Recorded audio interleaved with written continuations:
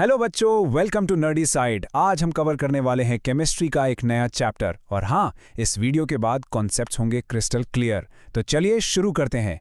आज का हमारा चैप्टर है, जैसा कि आप स्क्रीन पर देख सकते हैं, बायोमोलिक्यूल्स। बच्चों, ये चैप्टर बोर्ड एग्जाम्स के पॉइंट ऑफ व्यू से तो इंपॉर्टेंट है ही, लेकिन कॉम्पिटिटिव एग्जाम्स में भी यहाँ से क्वेश्चन जरूर आते हैं। और इसकी सबसे खास बात यह है कि ये केमिस्ट्री को बायोलॉजी से जोड़ता है। हम उन मॉलिक्यूल्स के बारे में पढ़ेंगे जिनकी वजह से लाइफ एग्जिस्ट करती है। तो चलिए स्टार्ट करते हैं। अब हम इस स्लाइड में देखते हैं कि हमारे पास क्या है। देखिए, यह आपके एनसीईआरटी चैप्टर का कवर पेज है और यहाँ पर कॉर्नर में आपको एक क्यूआर कोड दिख रहा होगा। ये बहुत ही यूजफुल चीज़ है। आप इसे अपने फ़ोन से स्कैन करके इस चैप्टर से रिलेटेड सारे डिजिटल रिसोर्सेज जैसे एक्स्ट्रा नोट्स या वीडियोस एक्सेस कर सकते हैं। तो इसको ज़रूर यूज़ करिएगा। तो इस स्लाइड का मेन आइडिया ये था कि आपके पास डिजिटल रिसोर्सेज अवेलेबल हैं। अब हम इस स्लाइड में एक बहुत ही फंडामेंटल बात समझेंगे। देखिए, लाइन क्या कहती है, a living system is composed of non living atoms and molecules. सोचकर देखिए, कितनी अमेजिंग बात है ये।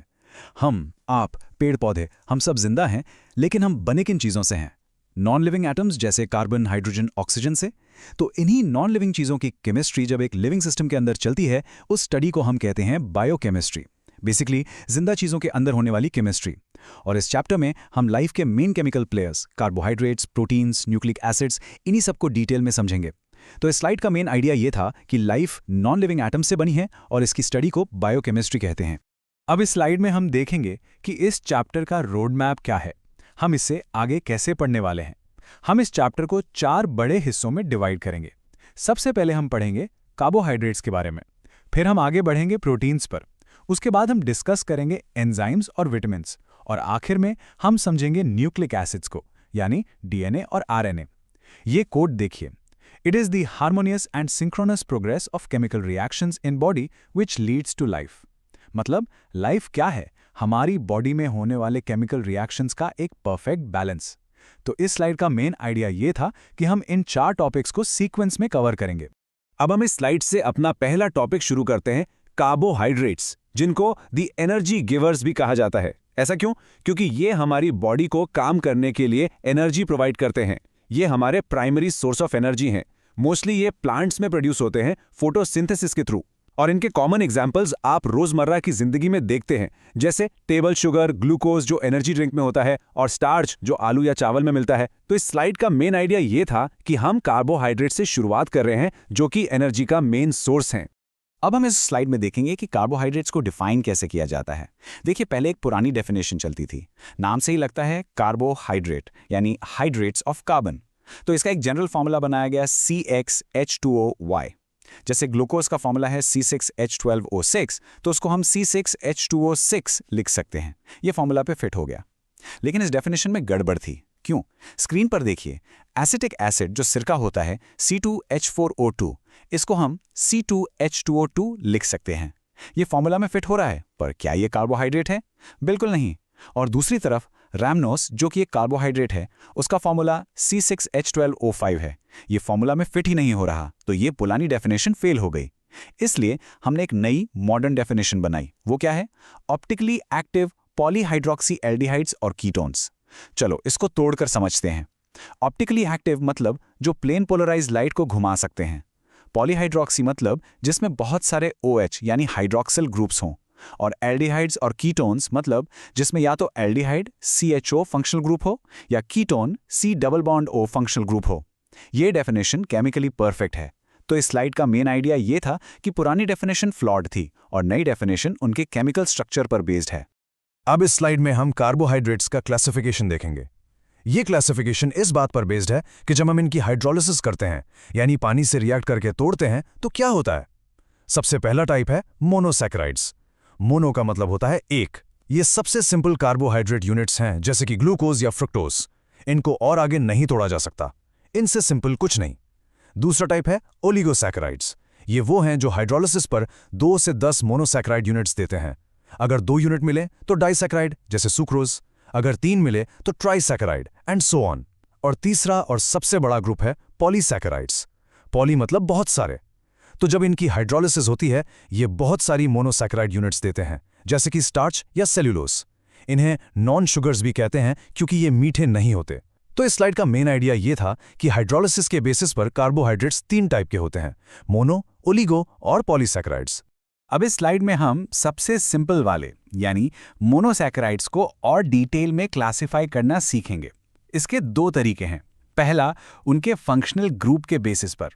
अगर उसमें एल्डिहाइड ग्रुप है तो हम उसे कहेंगे एल्डोज, और अगर कीटोन ग्रुप है तो उसे कहेंगे कीटोज। सिंपल। दूसरा तरीका है नंबर ऑफ कार्बन एटम्स के बेसिस पर।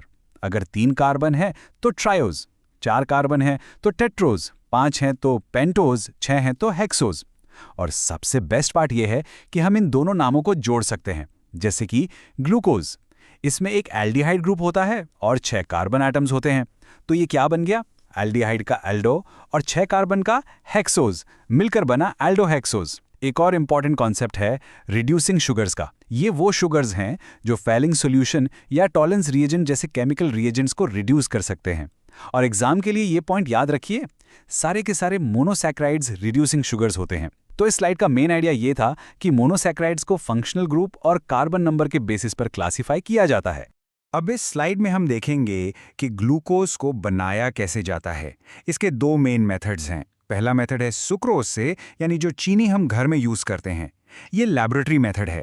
जब हम सुक्रोज को डाइल्यूट एसिड जैसे HCl या H2SO4 के साथ बॉईल करते हैं तो ये हाइड्रोलाइज हो जाता है, यानी पानी से रिएक्ट करके टूट जाता है और एक मॉलिक्यूल ग्लूकोज का और एक मॉलिक्यूल फ्रुक्टोज का देता है। दूसरा मेथड है स्टार्च से। ये कमर्शियल मेथड है, यानी इंडस्ट्री में लार्ज स्केल पर ग्लूकोज ऐसे ही बनता है। स्टार्च को डाइल्यूट सल्फ्यूरिक एसिड के साथ हाई टेम्परेचर और प्रेशर पर हाइड्रोलाइज किया जाता है, जिससे हमें सिर्फ ग्लूकोज मिलता है। तो इस स्लाइड का मेन आइडिया ये था कि ग्लूकोज लैब में सुक्रोज से और इंडस्ट्री में स्टार्च से बनाया जाता है। अब इस स्लाइड में एक बहुत ही इंपॉर्टेंट कॉन्सेप्ट को समझेंगे। ग्लूकोज का पूरा नाम है D+ ग्लूकोज। इसको डेक्सट्रोज भी कहते हैं। पर सवाल यह है कि ये कैपिटल D और ये ब्रैकेट में प्लस का क्या मतलब है? ध्यान से सुनिएगा, इसमें बच्चे बहुत कंफ्यूज होते हैं। कैपिटल D उसकी कॉन्फ़िगरेशन बताता है। इसका मतलब है कि उसके स्ट्रक्चर में जो सबसे नीचे वाला कायरल कार्बन है उस पर OH ग्रुप राइट साइड पर लगा हुआ है, बस। और ये जो प्लस साइन प्लस है ये उसकी ऑप्टिकल एक्टिविटी बताता है। प्लस का मतलब है डेक्स्ट्रोरोटेटरी, यानी यह प्लेन पोलराइज लाइट को राइट साइड या क्लॉकवाइज घुमाता है। ये एक एक्सपेरिमेंटल प्रॉपर्टी है जिसे हम पोलारिमीटर से मेजर करते हैं। और सबसे ज़रूरी बात, इन दोनों का आपस में कोई कनेक्शन नहीं है। ऐसा ज़रूरी नहीं कि हर D वाला कंपाउंड प्लस ही हो, एक D कंपाउंड माइनस भी हो सकता है। तो इस स्लाइड का मेन आइडिया ये था कि D कॉन्फ़िगरेशन है और प्लस ऑप्टिकल रोटेशन है, और ये दोनों अलग अलग चीज़ें हैं।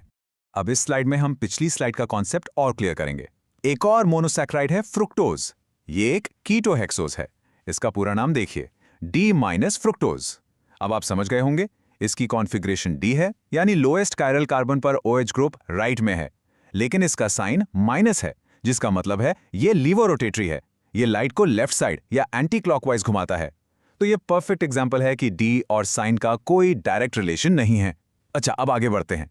जब 2 मोनोसैकेराइड्स आपस में जुड़ते हैं तो बनता है एक डाइसैकेराइड, और ये जिस बॉन्ड से जुड़ते हैं उस स्पेशल ऑक्सीजन लिंकेज को कहते हैं ग्लाइकोसिडिक लिंकेज। ये नाम एग्जाम के लिए बहुत इंपॉर्टेंट है, इसको नोट कर लीजिए। तो इस स्लाइड का मेन आइडिया था फ्रक्टोज का D- नेचर और ग्लाइकोसिडिक लिंकेज की डेफिनेशन। अब इस स्लाइड में हम एक बहुत ही पॉपुलर एग्जाम क्वेश्चन डिस्कस करेंगे। क्वेश्चन ये है कि सुक्रोज एक नॉन रिड्यूसिंग शुगर क्यों है, जबकि बाकी डाइसैकेराइड्स जैसे मॉल्टोज और लैक्टोज रिड्यूसिंग होते हैं। इसका जवाब इसके स्ट्रक्चर में छुपा है। देखिए, ग्लूकोज का जो C1 कार्बन है एल्डिहाइडिक कार्बन, और फ्रुक्टोज का जो C2 कार्बन है कीटोनिक कार्बन, ये दोनों ही रिड्यूसिंग नेचर के होते हैं। और सुक्रोज में ग्लाइकोसिडिक बॉन्ड इन्हीं दोनों कार्बन्स के बीच बन जाता है। इससे क्या हुआ, जो फ्री फंक्शनल ग्रुप्स थे वो अब बॉन्डिंग में बिजी हो गए, लॉक हो गए। तो अब कोई फ्री ग्रुप बचा ही नहीं जो टॉलेंस या फेलिंग्स रिएजेंट को रिड्यूस कर सके। इसलिए सुक्रोज एक नॉन रिड्यूसिंग शुगर है। सिंपल। तो इस स्लाइड का मेन आइडिया ये था कि सुक्रोज नॉन रिड्यूसिंग है क्योंकि उसके दोनों रिड्यूसिंग कार्बन्स बॉन्ड बनाने में इन्वॉल्व हैं। अब हम इस स्लाइड से अपने अगले बायोमॉलिक्यूल की तरफ बढ़ते हैं, जिसका नाम है प्रोटीन्स। इन्हें बिल्डिंग ब्लॉक्स ऑफ लाइफ कहा जाता है, और ये टाइटल बिल्कुल सही है क्योंकि हमारी बॉडी के ज्यादातर स्ट्रक्चर्स, हमारे मसल्स, स्किन, बाल, यहां तक कि एंजाइम्स, सब कुछ प्रोटीन से ही बने हैं। तो सवाल ये उठता है कि ये प्रोटीन्स किस चीज से बने हैं। इनके बिल्डिंग ब्लॉक्स हैं अल्फा अमीनो एसिड्स। तो इस स्लाइड का मेन आइडिया ये है कि हम अब प्रोटीन्स पढ़ेंगे जो एमिनो एसिड से बनते हैं। अब इस स्लाइड में हम प्रोटीन के बिल्डिंग ब्लॉक यानी अल्फा अमीनो एसिड के स्ट्रक्चर को समझेंगे। ध्यान से देखिए, इसके सेंटर में एक कार्बन एटम होता है जिसे हम अल्फा कार्बन कहते हैं। इस अल्फा कार्बन से 4 अलग अलग चीजें जुड़ी होती हैं। एक तरफ है बेसिक अमीनो ग्रुप NH2, दूसरी तरफ है एसिडिक कार्बोक्सिल ग्रुप COOH, तीसरी तरफ एक सिंपल सा हाइड्रोजन एटम और चौथी तरफ है एक साइड चेन जिसे हम R ग्रुप कहते हैं। और यही R ग्रुप सबसे इंपॉर्टेंट है क्योंकि ये R ग्रुप ही हर अमीनो एसिड को दूसरे से अलग बनाता है। फॉर एग्जाम्पल, अगर ये R ग्रुप सिर्फ एक हाइड्रोजन एटम है तो वो सबसे सिंपल अमीनो एसिड ग्लाइसिन बन जाता है। अगर ये R ग्रुप एक मिथाइल ग्रुप है CH3 तो वो एलेनिन बन जाता है। तो इस स्लाइड का मेन आइडिया ये था कि सभी अमीनो एसिड्स का बेसिक स्ट्रक्चर सेम है, बस R ग्रुप अलग होता है। अब इस स्लाइड में हम देखेंगे कि अमीनो एसिड्स को क्लासिफाई कैसे करते हैं। इसके 2 मेन तरीके हैं। पहला तरीका है उनके केमिकल नेचर पर। अगर R ग्रुप में अमीनो यानी NH2 और कार्बोक्सिल यानी COOH ग्रुप्स का नंबर बराबर है तो वो न्यूट्रल अमीनो एसिड है, जैसे ग्लाइसिन। अगर उसमें एक्स्ट्रा कार्बोक्सिल ग्रुप्स हैं तो वो एसिडिक है, जैसे एस्पार्टिक एसिड। और अगर एक्स्ट्रा अमीनो ग्रुप्स हैं तो वो बेसिक हैं, जैसे लाइसिन। सिंपल। दूसरा क्लासिफिकेशन हमारी बॉडी के लिए उनकी ज़रूरत पर बेस्ड है। एसेंशियल अमीनो एसिड्स वो हैं जो हमारी बॉडी खुद नहीं बना सकती, इन्हें हमें अपनी डाइट यानी खाने से लेना पड़ता है, जैसे वैलिन। और नॉन एसेंशियल अमीनो एसिड्स वो हैं जिन्हें हमारी बॉडी खुद सिंथेसाइज कर सकती है, जैसे ग्लाइसिन और एलेनिन। तो इस स्लाइड का मेन आइडिया अमीनो एसिड्स के 2 टाइप के क्लासिफिकेशन को समझाना था। अब इस स्लाइड में हम अमाइनो एसिड्स की एक बहुत ही यूनिक प्रॉपर्टी के बारे में बात करेंगे। अमाइनो एसिड्स सिंपल अमीन्स या कार्बोक्सिलिक एसिड्स की तरह बिहेव नहीं करते, ये सॉल्ट्स की तरह बिहेव करते हैं। ये क्रिस्टलाइन सॉलिड्स होते हैं, इनके मेल्टिंग पॉइंट्स बहुत हाई होते हैं और ये पानी में घुल जाते हैं। ऐसा क्यों होता है? इसका रीजन है ज्विटर आयन का बनना। पानी में क्या होता है कि जो एसिडिक -COOH ग्रुप है वो अपना प्रोटॉन H+ लूज कर देता है और जो बेसिक -NH2 ग्रुप है वो उस प्रोटॉन को गेन कर लेता है। इससे क्या हुआ? COO पर नेगेटिव चार्ज आ गया और NH2 बन गया NH3 जिस पर पॉजिटिव चार्ज आ गया। तो एक ही मॉलिक्यूल में पॉजिटिव और नेगेटिव दोनों चार्ज आ गए। ऐसे डाइपोलर आयन को हम कहते हैं ज्विटर आयन और इसी ज्विटर आयन की वजह से इनकी प्रॉपर्टीज सॉल्ट जैसी होती हैं। तो इस स्लाइड का मेन आइडिया ज्विटर आयन का कॉन्सेप्ट और उसके कॉन्सिक्वेंसेस को समझाना था। अब इस स्लाइड में हम देखेंगे कि ये छोटे छोटे अमीनो एसिड्स जुड़कर इतना बड़ा प्रोटीन मॉलिक्यूल कैसे बनाते हैं। प्रोसेस बहुत लॉजिकल है। देखिए, जब 2 अमीनो एसिड्स पास आते हैं तो एक अमीनो एसिड का कार्बोक्सिल COOH ग्रुप दूसरे अमीनो एसिड के अमीनो NH2 ग्रुप के साथ रिएक्ट करता है। इस रिएक्शन में एक वाटर मॉलिक्यूल H2O निकल जाता है और दोनों अमीनो एसिड्स के बीच एक नया बॉन्ड बन जाता है। इस CO-NH बॉन्ड को हम कहते हैं पेप्टाइड बॉन्ड। जब 2 अमीनो एसिड जुड़ते हैं तो बनता है एक डाइपेप्टाइड, फिर एक और अमीनो एसिड जुड़ेगा तो बनेगा ट्राइपेप्टाइड, और जब ऐसे ही हजारों अमीनो एसिड्स जुड़ जाते हैं तो एक लंबी चेन बनती है जिसे हम कहते हैं पॉलीपेप्टाइड। और जब इस पॉलीपेप्टाइड चेन में 100 से ज़्यादा अमीनो एसिड्स हो जाते हैं तब हम उसे प्रोटीन कहते हैं। तो इस स्लाइड का मेन आइडिया पेप्टाइड बॉन्ड का फॉर्मेशन और पॉलीपेप्टाइड चेन का बनना है। अब इस स्लाइड में हम 2 और ज़रूरी बायोमॉलिक्यूल्स के बारे में पढ़ेंगे जो लाइफ प्रोसेसेस में एक हेल्पर या सपोर्टर का रोल प्ले करते हैं। ये हैं एंजाइम्स और विटामिन्स। तो चलिए इनको समझते हैं। तो इस स्लाइड का मेन आइडिया ये है कि हम अब एंजाइम्स और विटामिन्स को डिस्कस करेंगे। अब इस स्लाइड में हम इन दोनों हेल्पर्स को डिफाइन करेंगे। एंजाइम्स क्या हैं? एंजाइम्स हैं बायोलॉजिकल कैटलिस्ट्स। कैटलिस्ट को मतलब जो रिएक्शन की स्पीड को बढ़ा दे। तो एंजाइम्स हमारी बॉडी के अंदर होने वाले केमिकल रिएक्शंस को लाखों गुना तेज कर देते हैं और केमिकली ज्यादातर एंजाइम्स ग्लोबुलर प्रोटीन्स ही होते हैं। दूसरी तरफ विटामिन्स क्या हैं? विटामिन्स ऑर्गेनिक कंपाउंड्स हैं जिनकी हमारी बॉडी को बहुत कम क्वांटिटी में ज़रूरत होती है, लेकिन ये ज़रूरत बहुत स्पेसिफिक काम के लिए होती है, जैसे ग्रोथ या हेल्थ मेंटेन करने के लिए। हमारी बॉडी ने खुद नहीं बना सकती, इसलिए हमें इन्हें अपनी डाइट से लेना पड़ता है। तो इस स्लाइड का मेन आइडिया एंजाइम्स और विटामिन्स की बेसिक डेफिनेशन को समझाना था। अब हम इस स्लाइड में अपने आखिरी और शायद सबसे इंपॉर्टेंट बायोमॉलिक्यूल पर आ गए हैं, न्यूक्लिक एसिड्स। इन्हें द ब्लूप्रिंट ऑफ लाइफ कहा जाता है। ब्लूप्रिंट मतलब किसी चीज़ का पूरा प्लान। ऐसा क्यों? क्योंकि ये वो मॉलिक्यूल्स हैं जो हमारी सारी जेनेटिक इन्फॉर्मेशन को स्टोर करते हैं। आपके बालों का रंग, आपकी आंखों का रंग, आपकी हाइट, सब कुछ इन्हीं मॉलिक्यूल्स में कोडेड होता है और ये इन्फॉर्मेशन को एक जनरेशन से दूसरी जनरेशन तक पास भी करते हैं। तो इस स्लाइड का मेन आइडिया है न्यूक्लिक एसिड्स का introduction as the molecule of heredity. अब इस स्लाइड में हम न्यूक्लिक एसिड्स के बारे में कुछ बेसिक बातें जानेंगे। ये 2 मेन टाइप के होते हैं, डीएनए जिसका पूरा नाम है डीऑक्सी राइबोन्यूक्लिक एसिड और आरएनए यानी राइबोन्यूक्लिक एसिड। ये हमारे सेल के न्यूक्लियस के अंदर क्रोमोसोम्स में पाए जाते हैं। इनका काम हमने अभी डिस्कस किया, जेनेटिक इन्फॉर्मेशन को स्टोर करना और आगे पास करना। अगर हम एक न्यूक्लिक एसिड को केमिकली पूरी तरह से तोड़ दें, यानी उसकी कंप्लीट हाइड्रोलिसिस कर दें, तो हमें 3 बेसिक चीजें मिलती हैं। एक 5 कार्बन वाली शुगर जिसे पेंटोस शुगर कहते हैं, दूसरा फॉस्फोरिक एसिड और तीसरा कुछ नाइट्रोजन कंटेनिंग हेट्रोसाइक्लिक कंपाउंड्स जिन्हें हम बेसिस कहते हैं। तो इस स्लाइड का मेन आइडिया न्यूक्लिक एसिड्स के टाइप्स, फंक्शन और उनके बेसिक कंपोनेंट्स को जानना था। अब इस स्लाइड में हम एक बहुत ही इंपॉर्टेंट एग्जाम क्वेश्चन कवर करेंगे। डीएनए और आरएनए में क्या फर्क है? इस टेबल को ध्यान से देखिए, हम पॉइंट बाय पॉइंट कंपेयर करेंगे। पहला फर्क है शुगर का। डीएनए में जो शुगर होती है वो है डीऑक्सीराइबोज, जबकि आरएनए में होती है राइबोज। डीऑक्सी का मतलब है एक ऑक्सीजन एटम कम। दूसरा और सबसे इंपॉर्टेंट फर्क है नाइट्रोजनस बेसिस का। दोनों में 3 बेसिस कॉमन है, एडेनिन ए, ग्वानिन जी और साइटोसाइन सी। लेकिन जो चौथा बेस है वो डीएनए में होता है थाइमीन टी, जबकि आरएनए में थाइमीन की जगह यूरासिल यू होता है। ये पॉइंट याद रखिएगा। और तीसरा फर्क है स्ट्रक्चर का। डीएनए आमतौर पर एक डबल स्ट्रैंडेड हीलिक्स होता है, जबकि आरएनए आमतौर पर सिंगल स्ट्रैंडेड होता है। तो इस स्लाइड का मेन आइडिया डीएनए और आरएनए के बीच के 3 की डिफरेंसेस को समझाना था। अब इस स्लाइड में हम 2 टर्म्स का कंफ्यूजन दूर करेंगे, न्यूक्लियोसाइड और न्यूक्लियोटाइड। ध्यान से सुनिएगा। जब एक नाइट्रोजनस बेस और एक पेंटोस शुगर आपस में जुड़ते हैं तो जो यूनिट बनती है उसे कहते हैं न्यूक्लियोसाइड। लेकिन जब इस न्यूक्लियोसाइड में एक फॉस्फेट ग्रुप भी आकर जुड़ जाता है तब जो पूरी यूनिट बनती है उसे कहते हैं न्यूक्लियोटाइड। तो न्यूक्लियोटाइड के 3 हिस्से हैं, base plus sugar plus phosphate. और यही न्यूक्लियोटाइड न्यूक्लिक एसिड्स का मोनोमर है, यानी बहुत सारे न्यूक्लियोटाइड्स जुड़ जुड़कर डीएनए या आरएनए की पूरी चेन बनाते हैं। तो इस स्लाइड का मेन आइडिया न्यूक्लियोसाइड और न्यूक्लियोटाइड के बीच का फर्क क्लियर करना था। अब इस स्लाइड में हमने जो पढ़ा उसके बेसिस पर कुछ क्वेश्चंस का क्विक रिव्यू करते हैं। पहला सवाल, विटामिन सी हमारी बॉडी में स्टोर क्यों नहीं हो सकता? इसका सिंपल सा जवाब है कि ये वाटर सॉल्यूबल है।